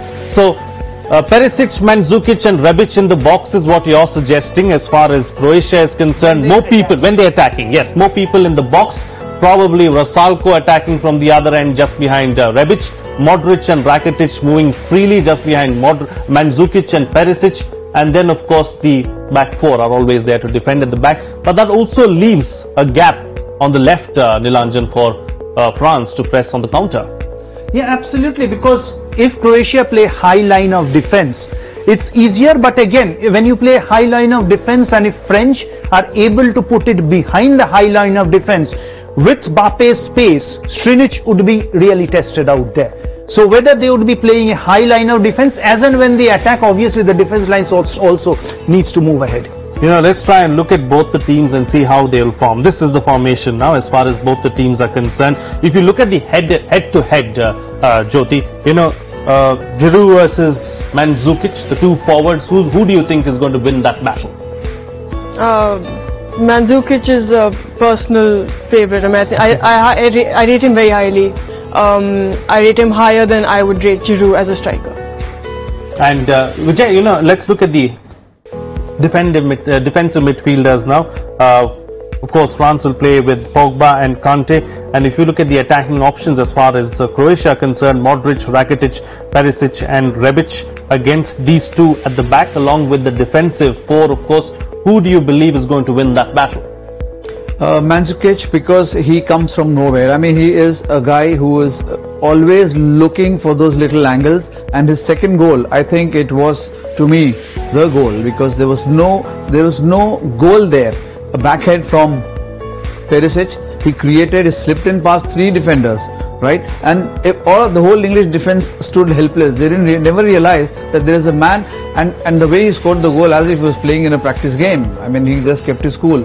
But remember, Croatia keeps its best for the second half. I mean, they would study France in the first half, definitely.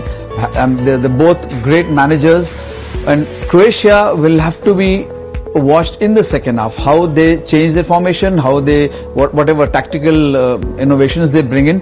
But Mandzukic is my man if it comes to excellence inside the box.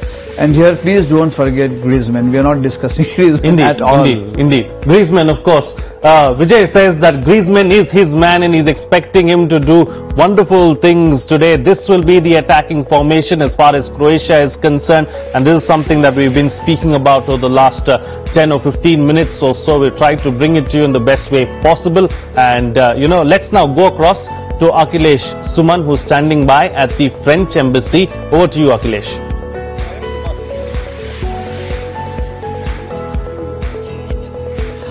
Yeah, Frank, you can see I'm at the French embassy in Delhi, and you can see the crowd behind. You can just show the crowd behind. People are waiting, though half an hour are still left. So people are waiting here, and you can see that people have started cheering from the beginning. Yes. Allez les bleus! Allez les bleus. Okay. Allez les bleus! Allez les bleus. And here, French ambassador is also here, who was very busy that night when France won the semi-final, and today also he is very hopeful. So, ambassador, how hopeful you are for this win? Well, I'm very hopeful. Of course, this is sports, so I'm also cautious. Well, you know, Croatia is a very, very good team, very experienced team. They have played extremely well, and at this level of the competition, you know, it's also any weakness, any mistake can make the game. So, but I'm very hopeful. I know you are ambassador of France, and you have to be very hopeful. But you know, your Croatian friend is also here in Delhi. Did you invite the Croatian ambassador here at your embassy? Well, yes, of course. In any case, we will celebrate sports tonight, and I hope he will join us in a couple of minutes. And this is, you know, this is not a French celebration. This is celebration of sports. We have many friends from the diplomatic community, many Indian friends joining us tonight, and hopefully also all our Croatian friends. Ambassador, why do you think that France will win this time? Because it is a long gap. In 1998 you won, and then it was a long gap for France to again come to this level. So why do you think that? What is different this time? Well, it's been 20 years since 1998. It will be the third time in 20 years that we reach the final. We won once 20 years ago, and I think we're going to make it tonight. Why? Because I think the French team is a very young, very dynamic, very good team. They have played extremely well, and above all, they have demonstrated very strong values of team spirit. That night when I was asking you that how much goals you are expecting, you told 2-0, and you got 1-0. Anyway, you won. So what many goals you expecting today? 1998 was 3-0. Let's say this time 3-1. Oh, 3-1. So French ambassador is very, they're very kind, and he's giving at least one goal to Croatian team.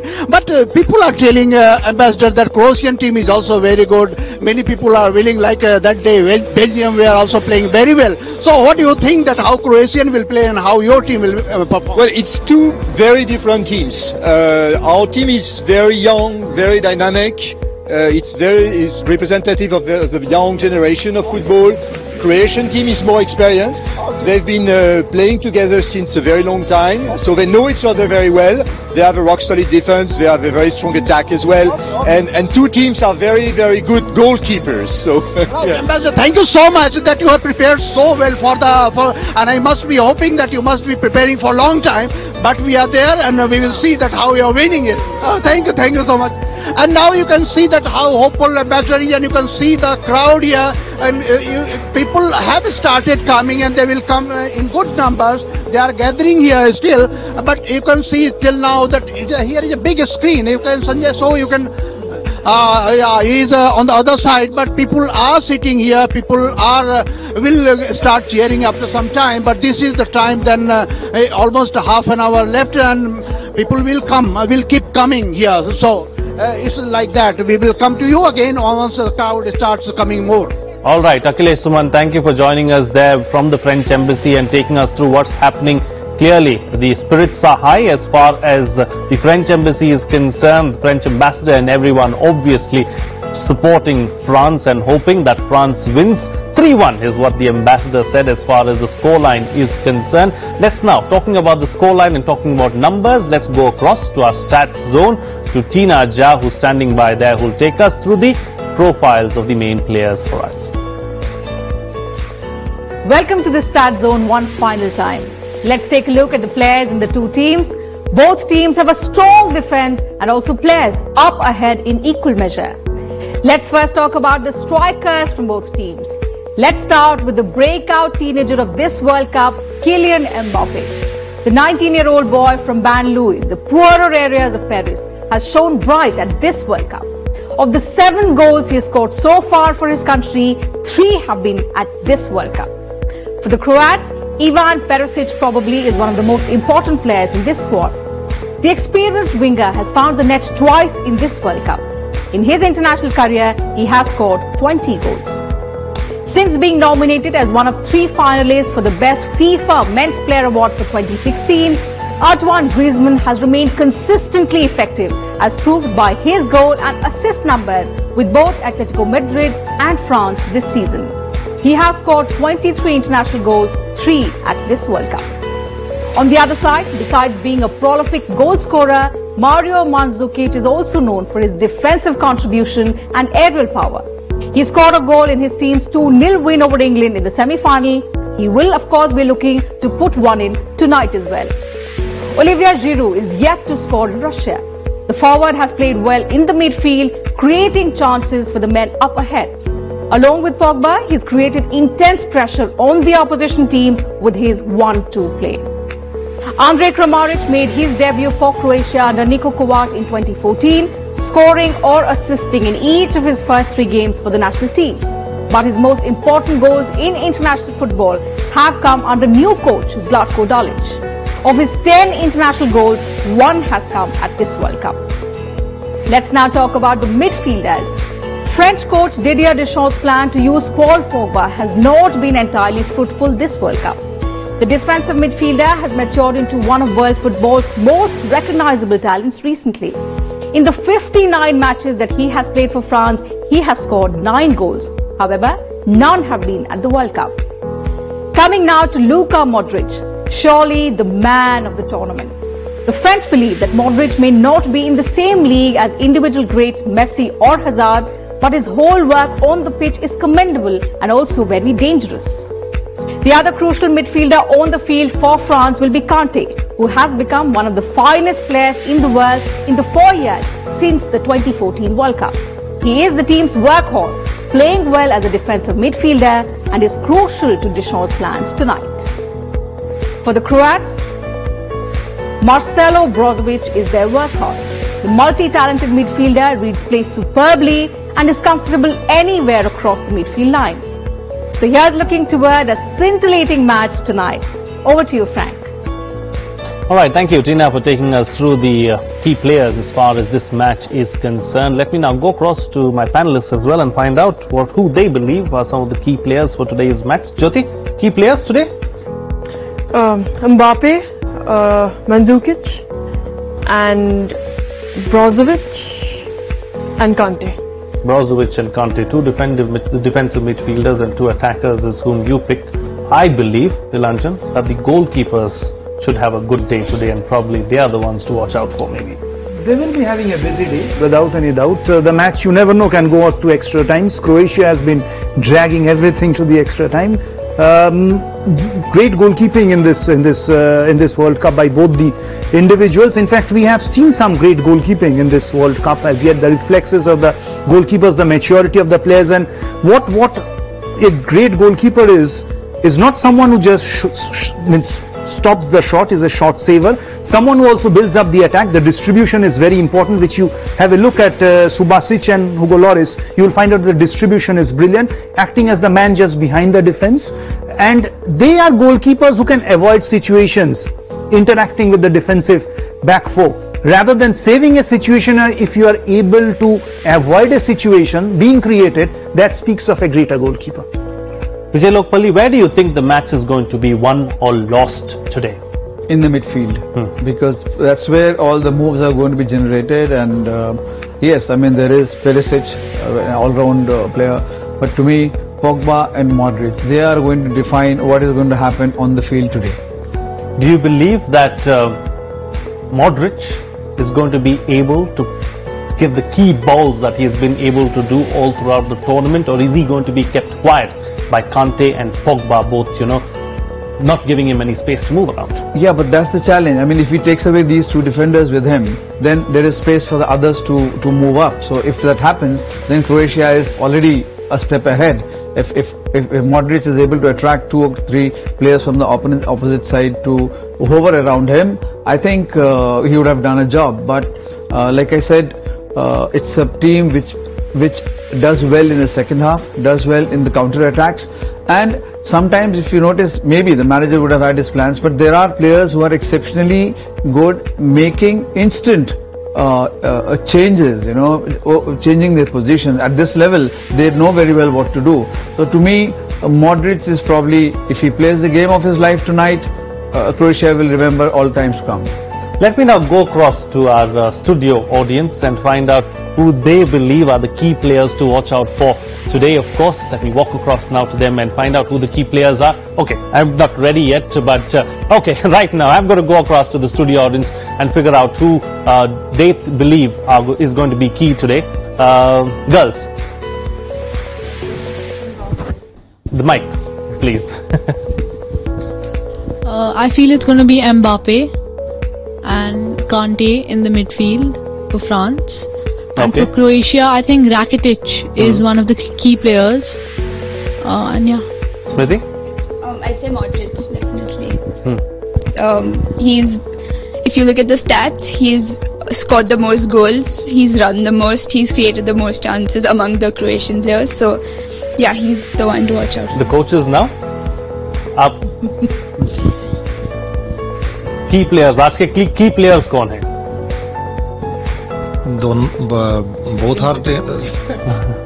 both are goalkeeper.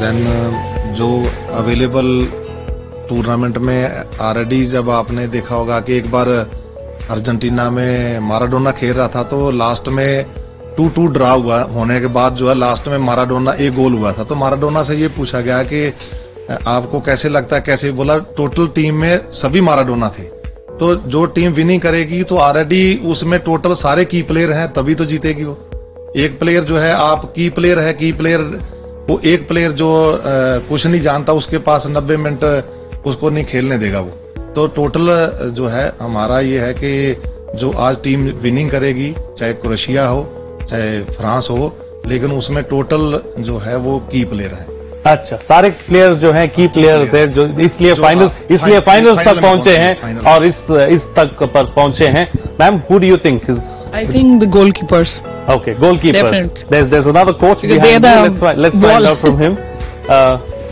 goalkeeper and what do the boys think goalkeeper forward midfielders who is key कौन अच्छा खेलेगा आज midfielder सारे midfielders अच्छे खेलेंगे अच्छा forwards क्या करेंगे forwards are also best players and I think forwards would do best.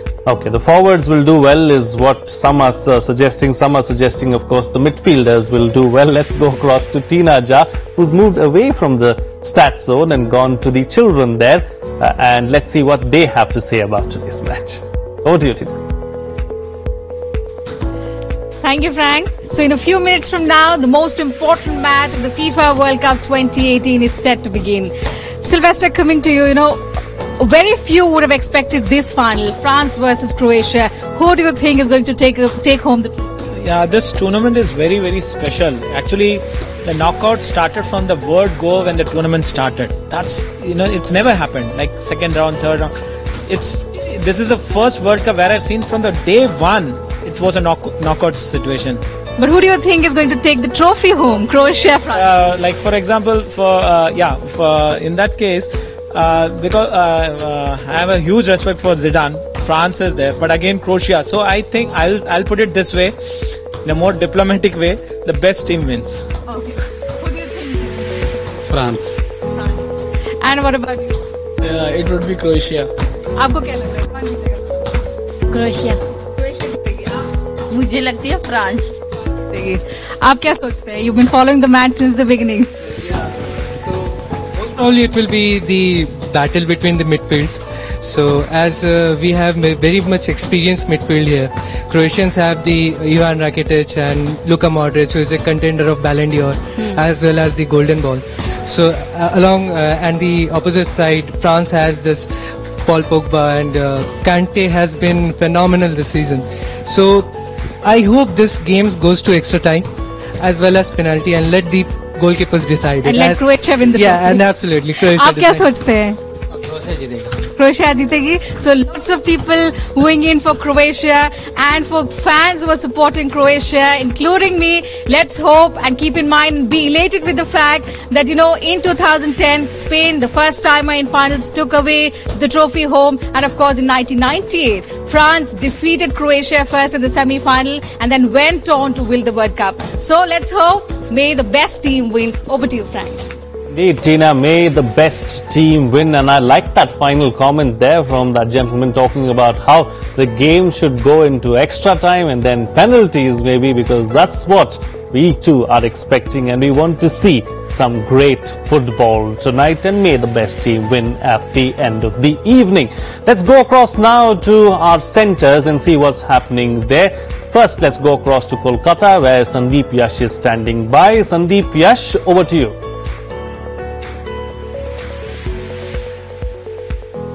Thank you, Frank. Right now I'm at Kolkata Press Club. As you can see, the hall gradually filling up behind me. Kolkata has a French connection through Chandarnagar, which was one of the colony a few centuries back. But right now Kolkatans feel that Croatia is a small nation with a big heart. So my question to Shubhranshu Roy is that Shubhranshu, tell us that how come a small nation who has gate crashed through to the world's biggest stage of sport, what is important? Actually, you see, Croatia, whether they are going to win this tournament or not, they are already in the history, and the lesson that we can learn from them, that with this kind of small countries with less infrastructure, they have emerged in the highest stage, in the highest sporting carnival, and definitely it's very inspiring for us. The country like India, who is playing football for more than 100 years, they can follow the model of Croatia, their infrastructure and so on, that it could be, one day it could be there in that fray. Thank you. Kuntala, the question for you is that in this World Cup, there have been lots of dead situation goals. Can you please explain this phrase to our audience? In this World Cup, most of the goals scored by free kick, penalty kick, because now time and space become very less, and all the teams is defending. All the teams are coming back from back defending third, and for that there is no time and space and no penetration for scoring. Thank you. Thank you, Frank. Back to the studio. All right. Thank you, Sandeep Yash, for taking us through what's happening there in Kolkata. Meanwhile, let's go across to Kochi now, to South India, and find out what's happening there. My colleague Panchanan Mishra is standing by. Different location this time around, looks like.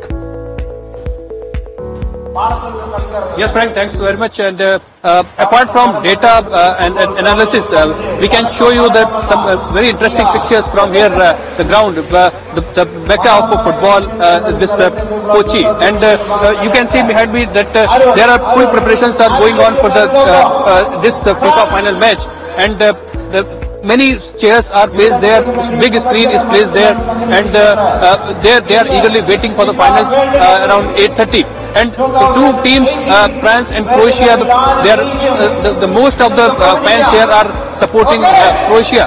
Just we can very interesting person we here with us. What is your name? Godfrey De Silva. What is this your costume? This is I think I am mad with football. So I think I am inside the football. So I make an football and I get inside the football. That's all. Which team you are supporting here? It's looking like Croatia. Croatia. What you did last World Cup? What you did regarding this football this time? This year. Last World Cup, what was your costume? Last World Cup we made a big football, and I think it's a rolling football that time because now I can't make that kind of football, so I make this football. His two sons are also here, and they are also crazy about football. What is your name? Anthony Godge. Which team you are supporting? Which team you are supporting? Croatia. Croatia. Like father, the sons are also supporting Croatia, and we can take a very quick comment from other. What is your expectations today? Which team you are expecting going to win? In Croatia. Croatia. So, like Frank earlier, also we have talked to so many football fans, and the Croatia is looking like favorite one. But we have to see that can England repeat its 1998, or we can see a new winner in FIFA. Us through what's happening in Kochi, and thank you for showing us that man there in that splendid costume, adding some color to our coverage of the FIFA World Cup as well. Vijay Lokpalli, have you seen this? I mean, you've covered several World Cups in your life. What's the craziest thing you've seen? No, I've watched a lot of World Cups, but this is something very, very, very innovative. No, you don't know whether it's a football or a man speaking. So it's quite interesting. It's quite interesting. Nilanjan, would you dare do something like that? Maybe a fancy haircut, if not that. I don't have much hair, so how do I go do a fancy haircut? What's the craziest thing that you've done? Don't Supporting remember. a team. Don't remember. I have my own superstitions. Nothing more a great feeling than when the underdogs win, whom you are supporting. Crazy things, not really. Maybe don't remember. Or maybe we speak off screen. Nilanjan there does not want to reveal anything, keeping his cards very close to his chest at the moment. Let's go across to Goa for the time being and see what's happening there, where Rajat Kane is standing by. Over to you, Rajat.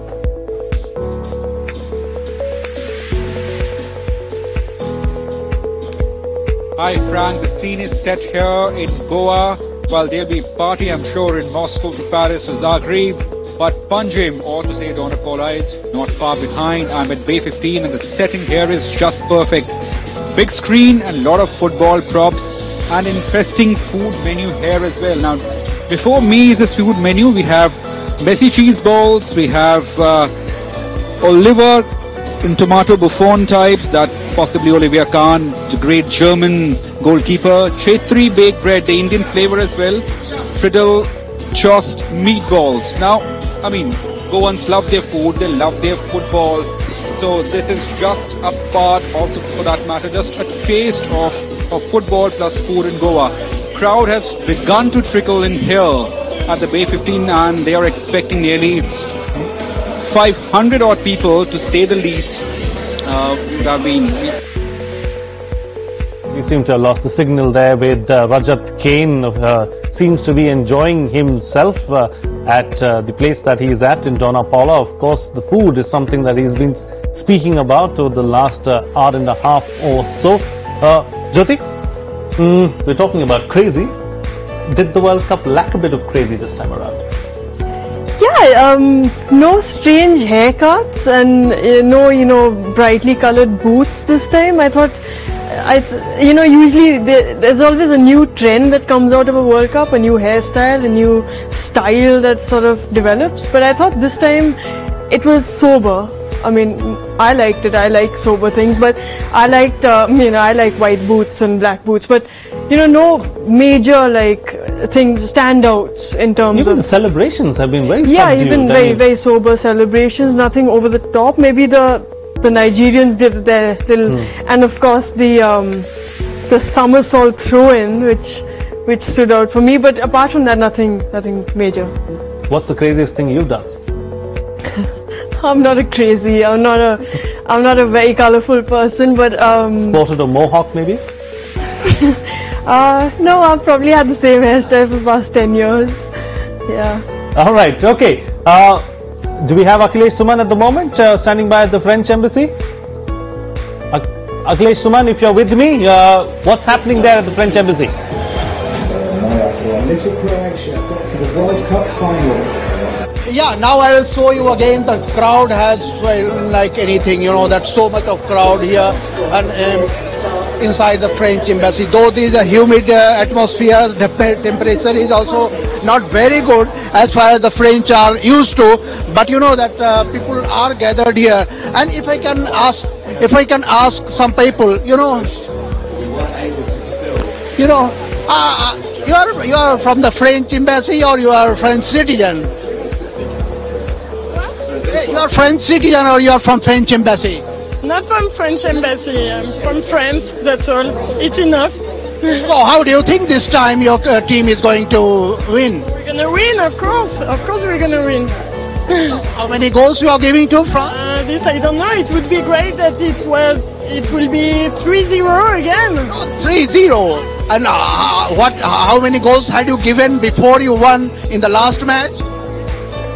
One. You gave one. Yeah. You also wished for one? You predicted one goal last time I didn't predict it anything. You didn't predict it.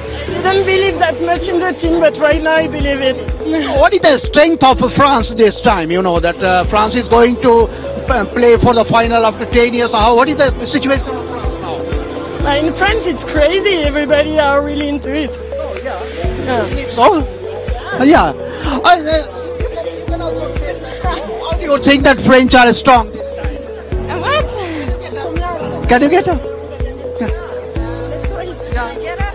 Yeah. Okay, so I think we're gonna win maybe 4-0. 4-0. So you can see that everyone is hoping. Yes, but do you think so? No. You had 1-0 last time and you were expecting 4-0 this time. Because we are the best. Yes, definitely we are the best. Did you see the last match or the game? We are super strong. You are not giving Croatia any goal, or you cannot be so cruel. No, 0. Oh, so you can see that people are giving 3-0, 4-0. So French are so confident this time that even though they are at this stage, they are very cheering, they are very hopeful, and they are not from the embassy of France. They are French citizens here in Delhi, and they are hoping so. French. Thank you, Akhilesh Suman, for bringing us the mood from the French embassy. The French certainly seem confident, but could they be a little overconfident, Vijay Lokpalli?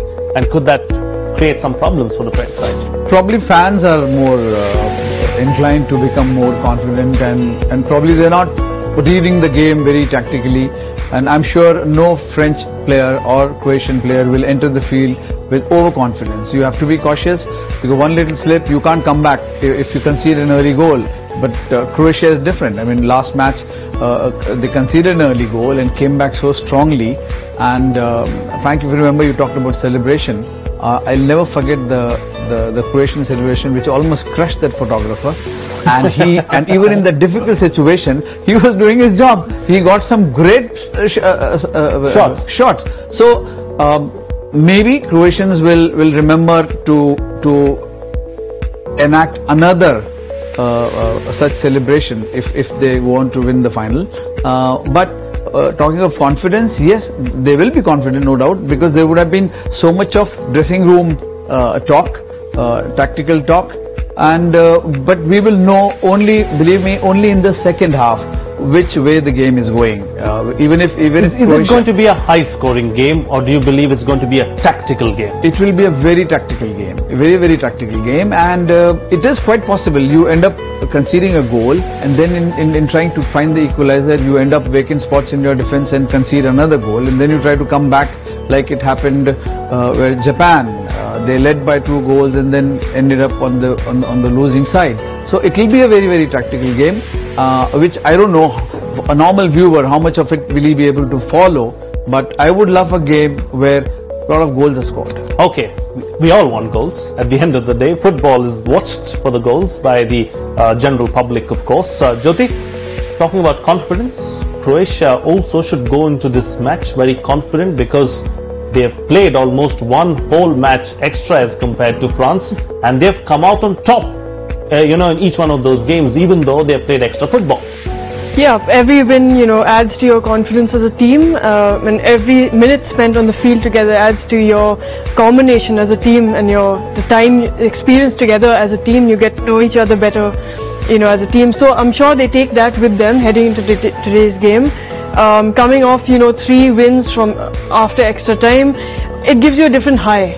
Winning, a game at that stage, it does give you an extra high, and I'm sure Croatia is riding high on that high. But France will not be, I wouldn't say they would be overconfident, but they will be confident in the way they've played through this tournament. 2 teams that play very different football. One team, quick, direct play. One team likes to hold the ball. So it's going to be a very interesting match to watch, because we're going to see 2 very different styles of football going up against each other. But really, as I cannot pick between the 2 sides. to be honest, because it's going to all come down to what happens on the day-to-day in those 90 minutes. Indeed, it's going to come down to the 90 minutes that will be played in the next 35 minutes. Of course, this kickoff is just 35 minutes away from now. Nilanjan, as far as the Croatian side is concerned, you know, they've fought really hard. They've played extra football as compared to France, but they are also the only team that has won all their matches through the course of the tournament. So that too is probably somewhere in their minds. As a fan of Croatian football, let that trend continue. Will fatigue be the factor when you raise that? It can be. Croatia cannot afford to concede first. If you do win a World Cup final, especially against this French side, they will shut shop. And once you are out of your shells going out to counter-attack, as Vijay sir very, very rightly pointed out, there would be gaps in your defense because this is the World Cup final where they can exploit. Croatia have looked a bit susceptible against set pieces, has been visible quite many times. The defense has switched off quite a few times. Those areas you need to be totally switched on. Indeed. Okay. Time now for final comments from my panelists, of course, and score lines as well. Vijay Lokpalli? I want Croatia to win, so I'll put it this way. If France wins, I'll accept it very gracefully. But if Croatia wins, I'll give you all a treat. Oh, wow. We're going to take you up to that. That's a good one. All right. Jyoti? Predictions? Yeah. Predictions and final thoughts. I think this game is going to go into extra time. I think it's going to end 1-1 and it's going to go into extra time and be won in extra time. Whichever side I pick doesn't win, so France. Okay, France. Nilanjan. Very hard to predict. Sit back, relax, enjoy the World Cup final. The treat is due. It's coming. Okay, the treat is due. We can order the food from your tab, maybe? Yeah, for my tab. The technologically challenged anchor is going to use his tab and order some food for all of us, and Mr. Vijay Lokpalli is going to pay for it. All right. Thank you to our wonderful audience as well for joining us. A quick comment from the audience. Come on, you got to scream it out. France or Croatia? Croatia. Who do you give that to? I'll ask the senior most person here. Vijay Croatia. Okay, Croatia. Okay, Croatia it is. Vijay Lokpalli, pleasure and an honor to share the same screen space with you. Thank you for being here.